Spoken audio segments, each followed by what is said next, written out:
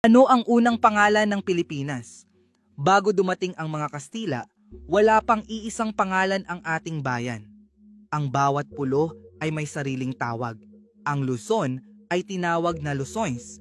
Ang Visayas ay may kaugnayan sa Srivijaya. At ang Mindanao ay bahagi ng mga sultanato. Pero noong 1521, nang marating ni Magellan ang ating mga pulo, tinawag niya itong Islas de San Lazaro bilang parangal sa isang santo.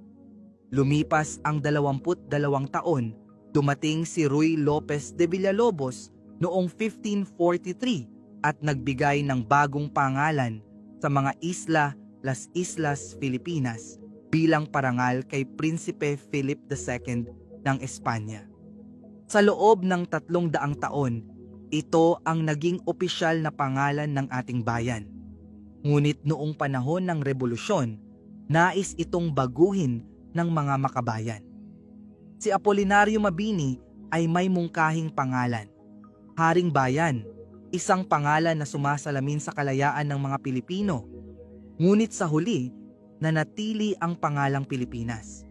Nang dumating ang mga Amerikano noong 1898, sinunod nila ang Ingles na baybay at naging Philippines.